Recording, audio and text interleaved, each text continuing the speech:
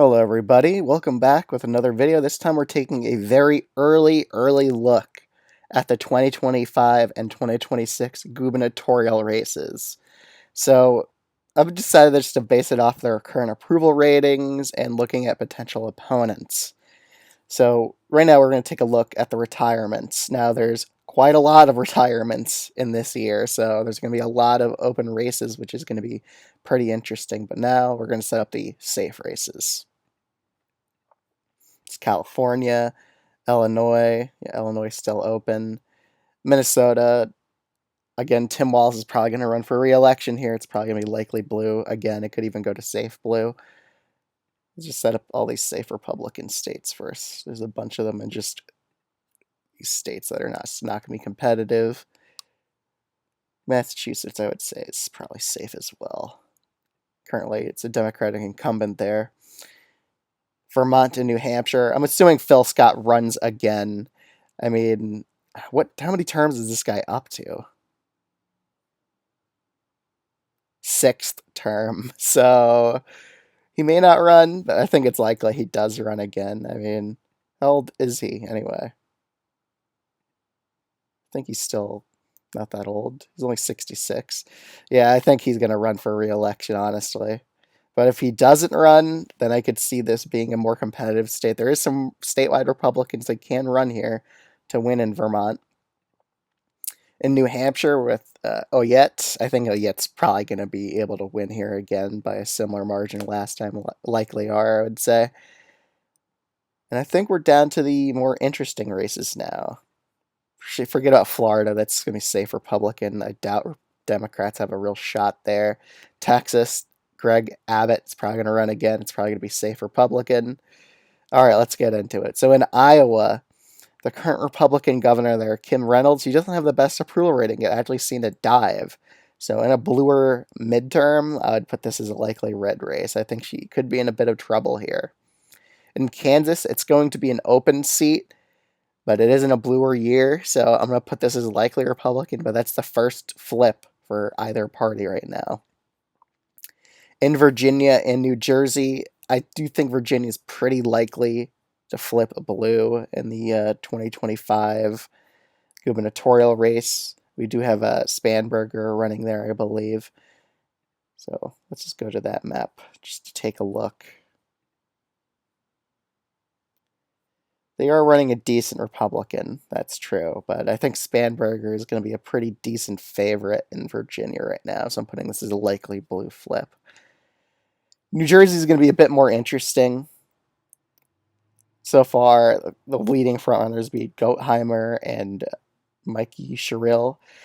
So it's going to be pretty interesting to see what happens on that side. We're probably going to see Jack Ciattarelli running for the Republicans this time around. So this is a race to keep an eye on. I think Republicans are really going to try hard here to win this race. And considering how well Democrats did in 2024 in New Jersey, I think this is going to be a bit of a more competitive race than Virginia right now. I'm actually going to put this as a lean blue state going into the 2025 governor race in New Jersey. I think it's going to be a decently competitive one. Republicans are going to put a lot of funds into New Jersey as well. So let's just keep going through these states.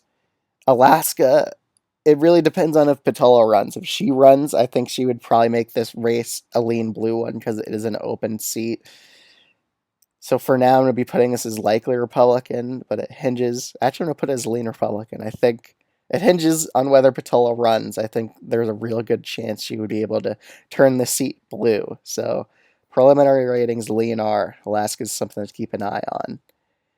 In Maine, it's going to be an open seat, but I think most Democrats are pretty likely to win over this seat in a bluer midterm. In Pennsylvania, Josh Shapiro is easily going to win. I don't think it's going to be competitive at all. Colorado, it's going to be an open seat, but this is a very blue state, so safe blue. New Mexico, it's also going to be an open seat, but it's in a bluer midterm year, so it's going to be about a likely blue seat, I would say.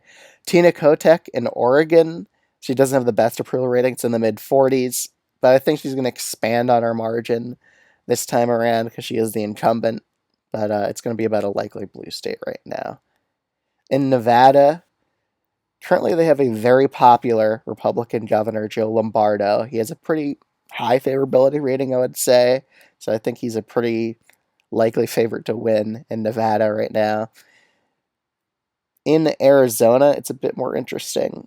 Katie Hobbs, her approval rating is in the 30s right now, according to the most recent poll I've seen. So I think this is going to be a Republican flip here right now, just because of Hobbs's low favorability rating. That could change. I'm only putting as lean Republican. But for now, I think she's a slight underdog to win re-election in the state. Of course, they could throw that out by not running Carrie Lake again, and that would make this race a lean blue one because Lake is just toxic to Arizona voters. But for now, I think Republicans will actually nominate someone besides Lake. Now we're down to the more competitive states. So in Ohio, I would probably put this as a likely Republican hold, even though it is an open seat. I just don't think Democrats are going to be able to flip this seat. They weren't even able to flip Ohio's governorship blue in 2018, so I just kind of doubt Democrats' abilities there in that state. In Wisconsin, Tony Evers is probably going to be running for re-election again. I think he's going to be pretty likely to win here. Did he announce it? He has not ruled out doing so. Okay. But I think he's pretty likely to win re-election here. His approval ratings are pretty decent. In Michigan, it's going to be an open race. Again, let's see who's eligible to be run there. Democrats have a pretty good bench here. Just looking at how many names they got up here, I think this is a lean blue race right now. Could even go to likely blue if it becomes a really blue wave here.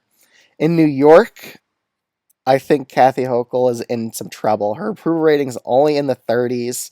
Mike Lawler is very likely to run, and I think Mike Lawler is a lot stronger than Lee Zeldin was. If it was Lee Zeldin again, this would be a likely blue race. But Mike Lawler, he's a lot more of a moderate Republican, and that's what you need to run in New York to have a chance at winning. So I think Lawler has a very good shot at winning New York's governor race if Kathy Hochul is still the nominee here. So Democrats should think about primarying her. She just isn't well liked even now, even after being the governor for a while. She's still not well liked. So Democrats should probably primary her out of here. I think she's going to potentially lose to Mike Lawler in a very winnable governor seat for the Democrats here. But right now, New York still is a D plus 12 state, which is kind of insane for me to say that it's D plus 12 now, but that's just the reality. This race is going to be competitive, but right now I still think she manages to hold on here, but it's going to be very, very close. It's going to be lean blue, but I think Republicans could very well win this race and flip New York's governorship red. But I think just with it being a bluer midterm, she holds on just because of that fact. If it was a Harris presidency, she would be in trouble. I'd probably even put Lawler as a favorite in New York. In Georgia, I think Democrats are kind of primed to flip this seat blue once and for all, especially if they run McBath here. I think they would be able to flip this seat blue. But if they run Abrams again, it's going to be a red seat, in my opinion. I just don't think Abrams could win a statewide election in Georgia right now. I don't think she's that well liked currently. If Raffensperger runs, he would be a pretty good candidate for the Republicans here. But as of right now, I do think that Lucy McBath is probably going to be the nominee, and I think she would be able to flip this governorship seat blue by a narrow margin here. I think Georgia is always going to be competitive, and even a bluer midterm, I think it will be competitive.